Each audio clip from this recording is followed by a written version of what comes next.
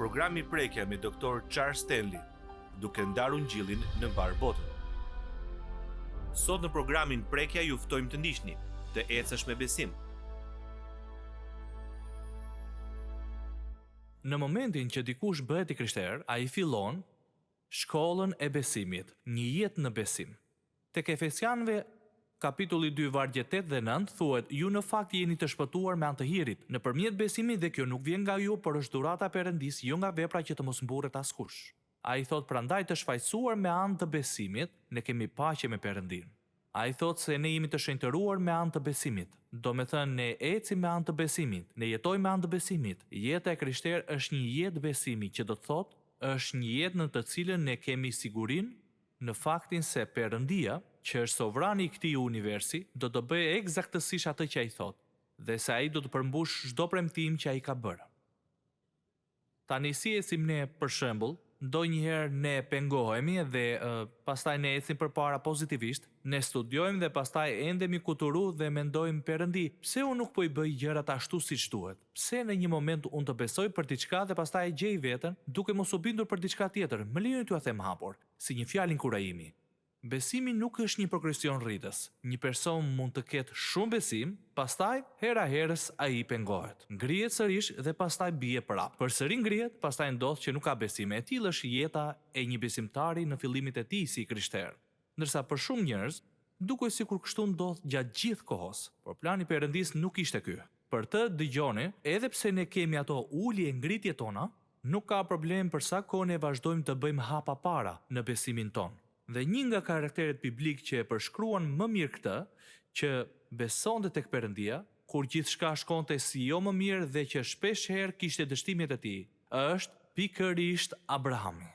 Dhe ai është quajtur ati i besimit. Ndaj, unë dua të shkojmë tek kapitulli 12 i librit të Zanafillës, dhe dua të vini re se si nisi ky kapitull. Ajo që dua të vini re është se ai jetonte në një kulturë krejtësisht pagane. Ai nuk dinte absolutisht asgjë për Perëndin që ne njohim. Tani dëgjoni çfarë ndodh. Kapitulli 12 vargu 1. Por Zoti i tha Abrahamit, ky është emri i tij i parë: largohu nga vendi yt, nga të afërmit e tu dhe nga shtëpia e babait tënd, dhe shko në vendin që do të tregoj. Unë prej teje do të bëj një kom të madh, do të bekoj dhe do ta bëj të madh emrin tënd, dhe ti do të jesh një bekim, dhe unë do të bekoj të gjithë ata që do të bekojnë dhe do të mallkoj ata që do të mallkojnë. Te ti do të jenë të bekuara tërë familjet e tokës, sepse përmes Isakut dhe pastaj Judës, fisit të Judës, do të vinte Mesia. Atëre Abrami u nis siç i kishte thënë Zoti, dhe Loti shkoi me të. Abrami ishte 75 vjeç kur u nis nga Harani. Dhe Abrami mori me vete Sarajn, gruan e tij, dhe Lotin, birin e të vllajt, dhe të gjithë pasurinë që kishte grumbulluar dhe personin që kishin blerë në Haran, dhe u nisën për të vajtur në vendin e Kanaanëve. Kështu ata arritën në vendin e Kanaanit. Abrami e ka përseu vendin deri tek lokaliteti i Sikemit, deri tek lisi i Morehut. Në atë kohë ndodheshin ata vend kananejt. Atëre u shfaq Zoti përpara Abrahamit dhe i tha: unë do t'ja jap këtë vend pasardhësve të tu. Atëre Abrami i ndërtoi aty një altar Zotit që i ishte shfaqur atij. Tani, ktheuni edhe një herë tek vargu i parë. Dëgjoni se sa herë Perëndia tha do të. E mbani mend se si e përkufizuan besimin. Besimi është siguria se Perëndia do të bëjë atë që ai thotë se do të bëjë, dhe do të përmbush çdo premtim. Dëgjoni çfarë thot ai. Ai thot që do të tregoj ty vendin ku unë dua që ti të shkosh. Prej teje do të bëj një kom të madh. Do të bekoj të gjithë ata që do të bekojnë, dhe do të mallkoj ata që do të mallkojnë. Tek ti do të jenë bekuara tërë familjet e tokës. Perëndia i foli Abrahamit, i cili ndodhej në një shoqëri totalisht pagane. Ai nuk dinte asgjë për Jehovan, ai nuk dinte asgjë për Jahven apo për emrat e tjerë të Perëndis. Ai nuk dinte asgjë për Perëndin, por Perëndia i foli atij. Dëgjoni me kujdes. Kur dikush ju pyet juve, a ju ka folur ndonjëherë Perëndia, ju duhet të përgjigjeni me sinqeritet. E vërteta është se ai më ka folur. E ka bërë, sepse dëgjoni, është vullneti, qëllimi dhe plani i tij që t'i flas të gjithë fëmijëve të tij pavarësisht se ku ndodhen ata. Prandaj Jezusi ju dha urdhërimin e madh dishepujve të tij: shkoni në mbar botën dhe i predikoni ungjillin çdo personi. Dhe kështu Perëndia është akoma duke folur. Dhe ndërsa shohim jetën e Abrahamit dhe mënyrën se si Perëndia veproi me të, kuptojmë se ai eci me besim. Në momentin që i besojmë Jezus Krishti si shpëtimtar, ne hedhim hapin e parë drejt një jete me besim. Dhe kur ne e bëjmë këtë, Perëndia na regjistron ne në shkollën e besimit. Sepse që nga momenti që jemi shpëtuar, unë për vete kam qenë 12 vjeç, ju mbase 12-15 s'ka rëndësi, por që nga ai moment ne kemi hyrë në shkollën e besimit, sepse ky është qëllimi i Perëndisë për ne. Qëllimi i tij është të na flasë, të na udhëheq, të na drejtojë, të na tregojë udhët e tij, të punojë përmes nesh, të na përdorë në mënyrën që Perëndia zgjedh. Dhe me qëllim që kjo të ndodhë, unë dhe ju duhet të jemi ndjekës të tij dhe ne duhet të besojmë tek ai në çdo aspekt të jetës sonë. Ajo që unë dëshiroj të trajtoj në këtë mesazh janë kërkesat e nevojshme.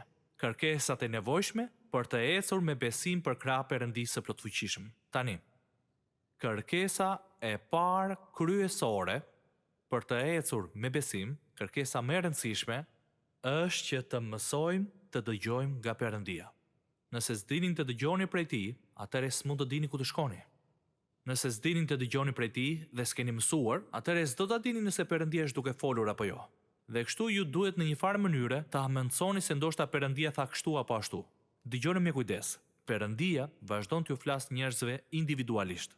Më dëgjoni me kujdes. Nëse dikush thot, Perëndia më tha, kjo nuk do të thotë se është patjetër e vërtetë. Sepse ndonjëherë njerëzit thonë, po Perëndia më tha kështu. Ndërkohë që kjo bie totalisht në kundërshtim me natyrën dhe atributet e vërteta të Perëndisë. Ai flet dhe ai flet qartë dhe ai nuk bie ndesh me atë që ka thënë më parë dhe atë që përbën thelbin e Biblës, që është zbulesa e Perëndisë dhe vepra e tij midis njerëzve. Kjo përbën thelbin e Biblës. Kështu t'i kthehemi edhe një herë Abrahamit.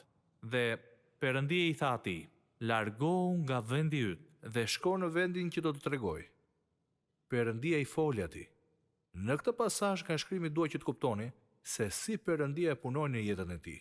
Por e filloi me një parim të thjeshtë dhe thelbësor. Duhet të mësoni të dëgjoni zërin e tij. Duhet të mësoni që ta dëgjoni atë. Ju thoni, po si punon Perëndia? Po ju jap një shembull. Shembulli më të freskët e kam nga një libër që po e lexoja dje, që e kam patur prej 15 vjetësh. Dhe ai flet për Krishtin dhe se si ai punon.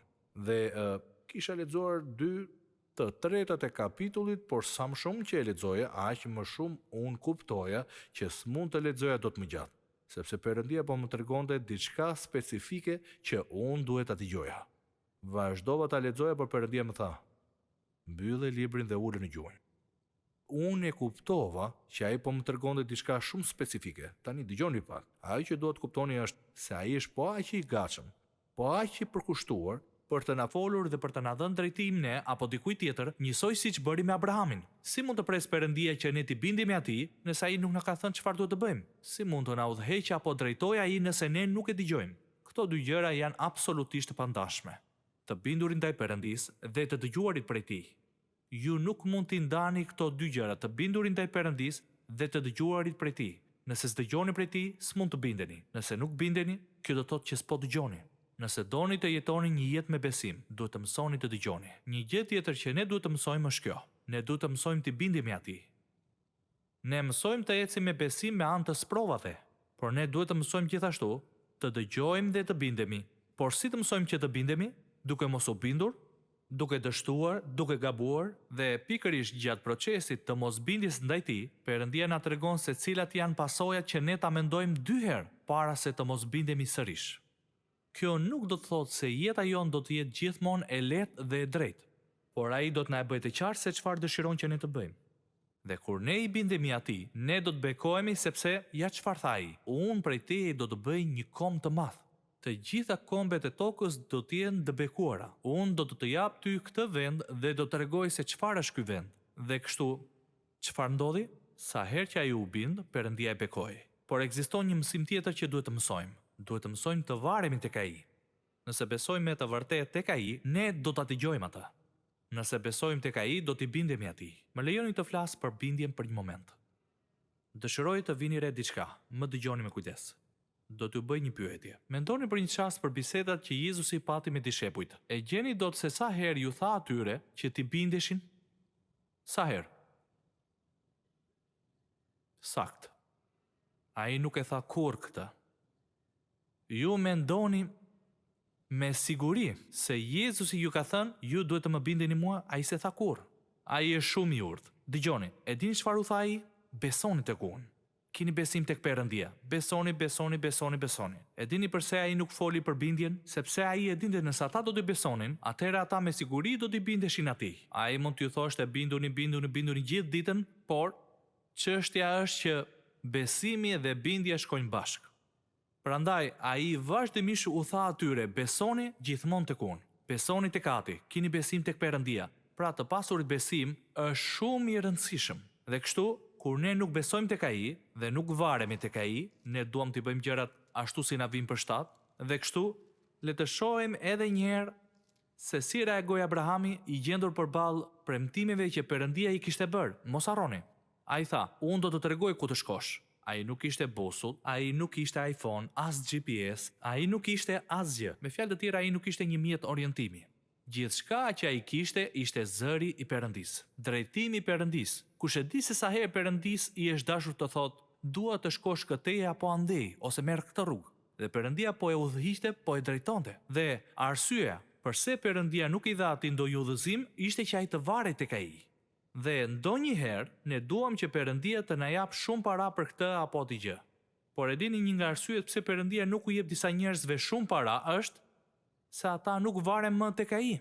Dikush mund të thotë, çfarë do të thuash me të varurit tek Perëndia? Thjesht këtë. Shpesh herë, një person që ka pak para, kur arrin të marrë pak më shumë, mendon si ka fituar vetë. Nëse Perëndia largon dorën e tij nga ju nuk do të kishit as rroba. Është për shkak të hirit të Perëndisë. Gjithçka që ju keni, fakti që merrni frym apo që mund të punoni, gjithçka është për shkak të hirit, mirësisë dhe dashurisë së tij. Ne të gjithë varemi prej tij. Më thoni vetëm një gjë në jetën tuaj që ekziston e pa varur nga Perëndia. Asgjë.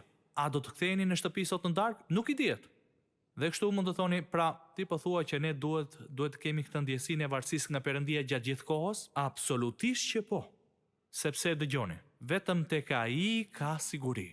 Zotë, unë besoj tek ti, varem tek ti, ju jeni duke pranuar varësinë tuaj nga Perëndia dhe besimin që keni tek ai se ai do të kujdeset dhe do të siguroj për ju. Kur ju jeni mirë, qoftë nga ana financiare, emocionale apo çfarë do qoftë, kur nuk keni atë ndjesinë se duhet të vareni tek ai, atëherë po esni në drejtimin e gabuar dhe këtë u a them me siguri. E gjithë Bibla dëshmon për këtë gjë. Pasoja të dhimbshme ju presin.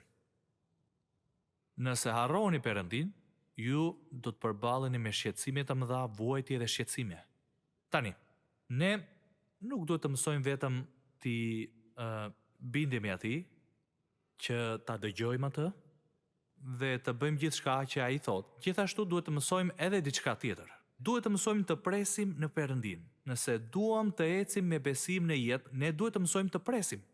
Dhe tek Isaia kapitulli 64 ai bën një nga premtimet më të mrekullueshme. Dëgjoni me kujdes. Perëndia vepron për atë që ka shpresë tek ai. Pra çfarë ndodh? Kur ne besojmë tek Perëndia, ne ecim me besim dhe Perëndia na drejton të bëjmë diçka. Dëgjoni me kujdes. Ju nuk duhet të shqetësoheni asnjëherë për faktin se Perëndia po ju thotë të bëni diçka dhe po ju drejtohet juve për ta bërë këtë. Ai nuk vepron në këtë mënyrë. Ai thotë se Perëndia vepron.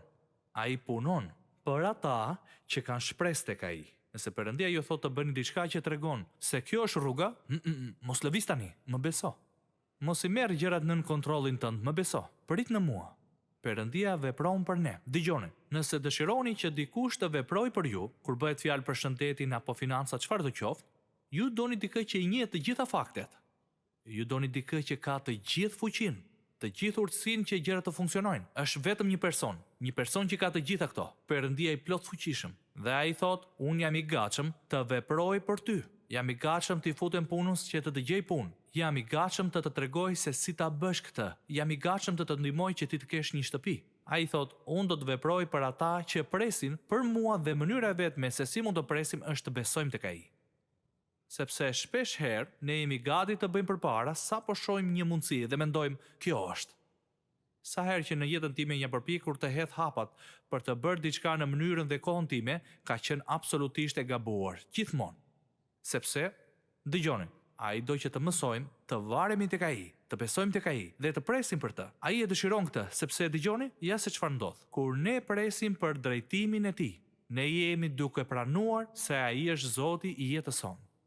Nëse unë do t'ju thoja juve, a besoni se Jezus Krishti është Zoti i jetës suaj? Ju do thonit po. E po le ta shohim nëse është e vërtet.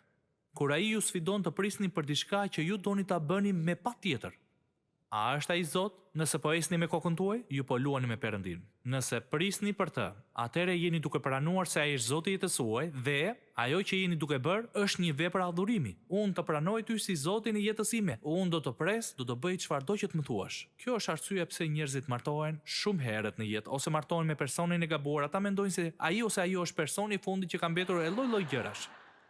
Dhe çfarë ndodh? Ata hidhen në veprim, ndërkohë që Perëndia thot prisni. Unë mund të them plot raste, por ne nuk kemi shumë kohë që të japim shembuj për këtë. Unë mund të sjell dërmend se sa herë në jetën time, Perëndia më ka thënë, mos e bëj këtë, prit. Dhe këtë ju a them me siguri. Unë do t'ju jap një shembull personal, sepse ju do ta keni të vështirë ta besoni, këtë ju a them me siguri. Unë mund të mendoj se sa herë ai më ka thënë prit. Dhe për rrjedhoj, unë kam qenë kaq i bekuar.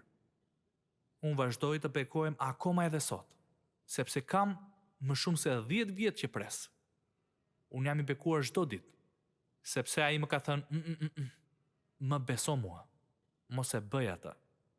Dhe Perëndia do të bëjë të njëjtën gjë edhe në jetën tuaj, sepse në këtë mënyrë, nëse nuk lëvizni derisa ai t'ju thotë të lëvizni, ju jeni duke pranuar se Jezus Krishti është Zoti i jetës suaj. Është çështje e respektimit të këtyre parimeve, të mësoni të dëgjoni, të mësoni të bindeni atij, dhe të mësoni të vareni tek ai, dhe mësoni të prisni në të. Dhe kështu Perëndia do të bekoj. Perëndia do të bekoj kudo ku ndodhet, nëse është i gatshëm të zbatojë këto 4 parime të thjeshta. E pra, nëse i kthemi edhe një herë Abrahamit se si ishte pritja e tij, jo shumë mirë. Sepse ai bëri një nga gabimet e tij më të mëdha.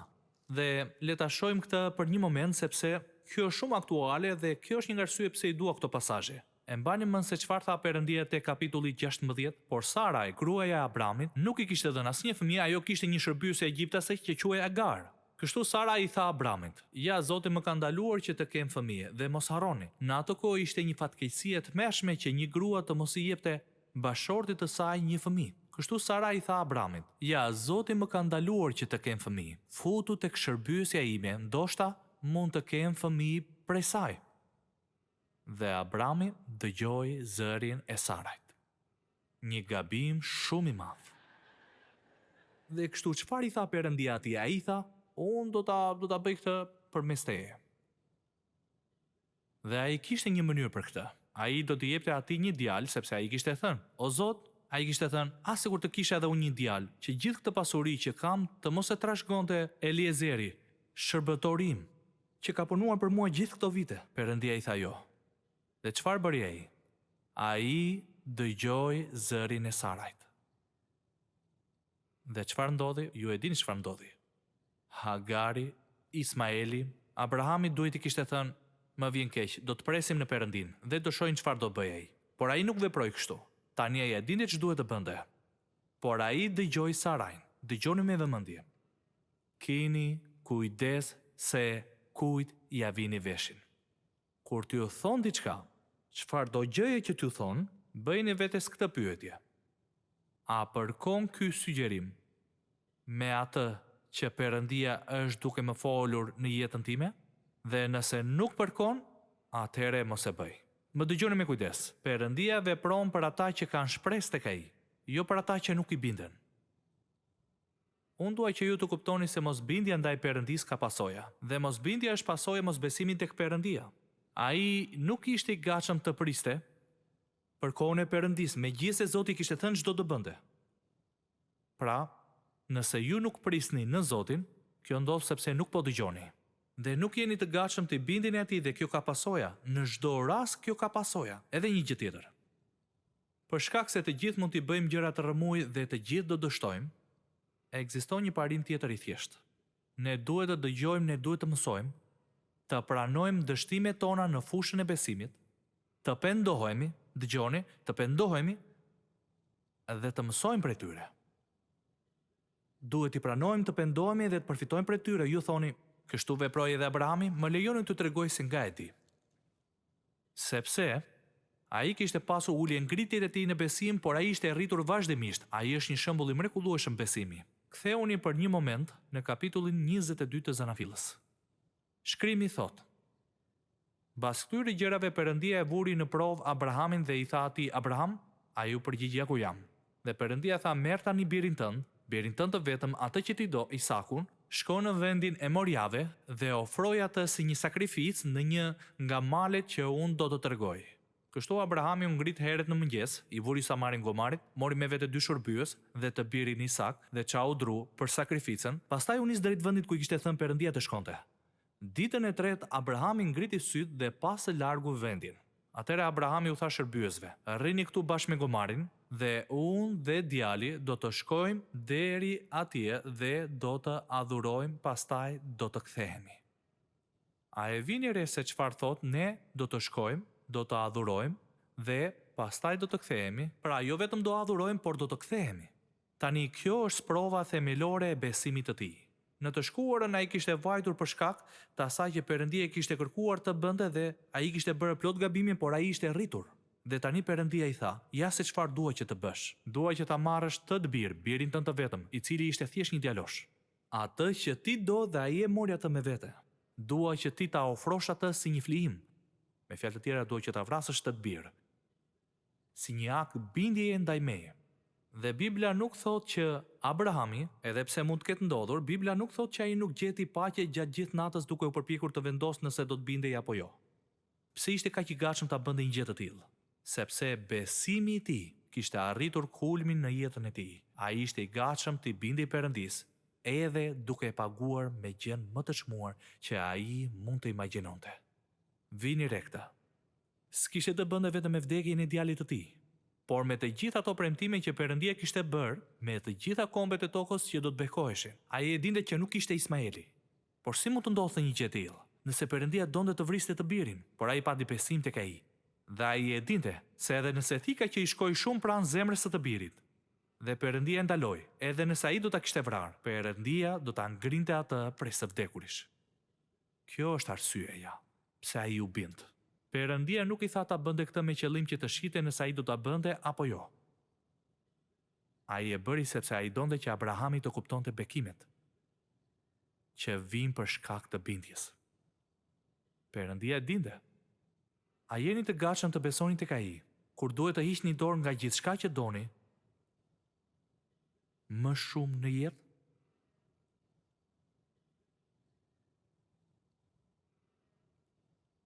Mund të marrim më të mirë nga jeta nëse jetojmë me besim.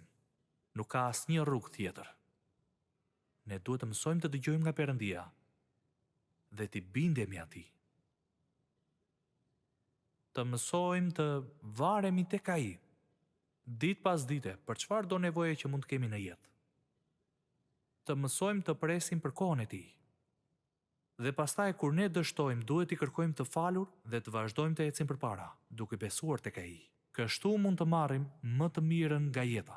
Ju mund ta keni këtë lloj jete vetëm nëse vendosni të besoni tek Jezusi si shpëtimtar. Kjo është jeta më e mirë. Ju nuk mund ta humbisni besimin tek Perëndia pavarësisht se çfarë jeni duke kaluar. Dhe është lutja ime që ju të tregojeni shumë të matur dhe të dëgjoni dhe të bindeni që ai të punojë në jetën tuaj. Amen. Atë ne të jemi shumë mirë njohës, që ti je i duruar, dhe që je i gatshëm për të na falur ne, sepse ti na do ne, sepse ti dëshiron më të mirën për ne, dhe sepse ti e di që në zemrën tonë ne duam të bëjmë atë që është e drejtë. Ne duam të besojmë ty. Ne duam të rritemi në besim deri në atë pikë sa të varemi tek ti për gjithçka. Ne duam të jemi personi që ti dëshiron të jemi. Dhe që ne të njohim këto parime të mrekullueshme, mund t'i shohim të ilustruara shumë qartë në jetët e personazheve të dhjatës së vjetër dhe të re. Dhe unë lutem pikërisht sot në emrin e Jezus Krishtit, Birit të Perëndis, që të gjithë ata që do ta dëgjojnë këtë mesazh ta kuptojnë atë, që është e vërteta e thjeshtë e Biblës, është e vërteta e thjeshtë e fjalës së Perëndis, është mënyra se si Perëndia punon midis të gjithë njerëzve. Pavarësisht se nga vim ne, parimet janë të njëjta dhe pasojat janë të njëjta, si të mirat dhe të këqijat. Dhe o atë unë lutem për ata që nuk e kanë pranuar Jezusin si shpëtimtar. Ndihmoj ata të kuptojnë se ka vetëm një Perëndi, emri i tij është Jehova. Që ka vetëm një shpëtimtar, emri i tij është Jezus Krishti. Që ka vetëm një rrugë. Dhe kjo është rruga e shpëtimit me anë të besimit tek Jezus Krishti, i cili shkoi në kryq dhe dha jetën e tij, derdhi gjakun e tij, që ne të gjithë të mund të shpëtoheshim. Na fali mëkatet tona. Na shfaqsoi ne, na bëri të drejtë, na shenjtëroi ne, na veçoi dhe ai na lartësoi ne një herë për gjithmonë. Dhe dhurata ite së përjetshme banon në ne. Dhe kjo është lutja ime o Atë. Unë besoj se ti do të përgjigjesh dhe do ta bësh këtë gjithnjë, gjithmonë e gjithmonë. Dhe Atë unë lutem që ata që nuk kanë besuar tek ty të mund ta dorëzojnë ty jetën e tyre, të mund të lexojnë Biblën dhe të thonë se që këtë jetutje duan të dëgjojnë prej teje dhe duan të binden ty, duan të varen tek ti, duan që të presin në ty, duan të jenë personi që ti do që ata të jenë. Kjo është lutja ime o Atë, në emrin e Jezusit. Amen.